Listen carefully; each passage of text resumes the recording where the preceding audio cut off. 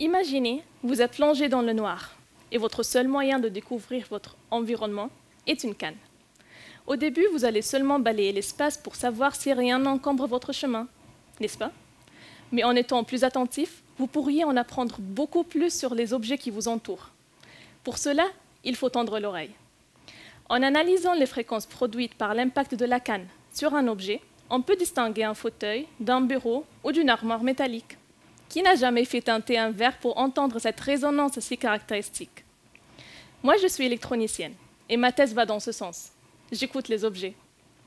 Je cherche à les identifier lorsqu'on ne les voit pas. Par exemple, un objet enfoui.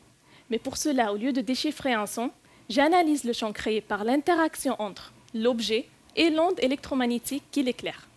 Ceci est le champ diffracté, ou si vous préférez, la réponse de l'objet. En 1976, un scientifique a développé une méthode très utilisée pour traiter cette réponse.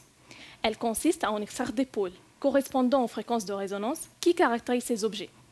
C'est comme le timbre d'une voix, qui est le résultat de plusieurs résonances et qui permet d'identifier une personne. Les pôles encapsulent ces informations.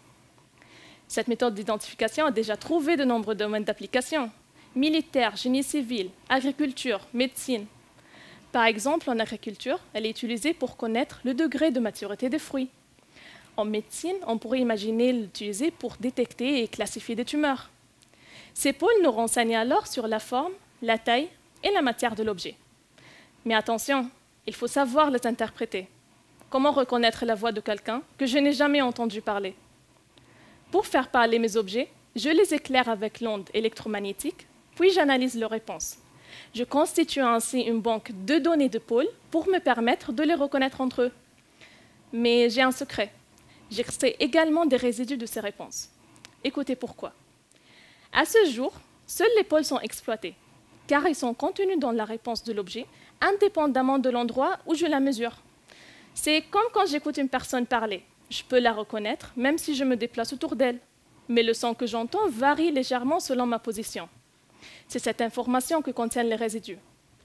En m'intéressant à eux, j'obtiens alors deux jeux de données: des pôles caractéristiques de mon objet et des résidus caractéristiques de son orientation, soit plus d'informations pour une meilleure identification.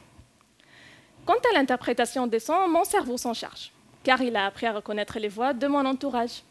De la même façon, pour apprendre à analyser mes pôles et mes résidus, je compte m'appuyer sur l'intelligence artificielle qui apprendra à identifier les objets à qui ils correspondent. Merci.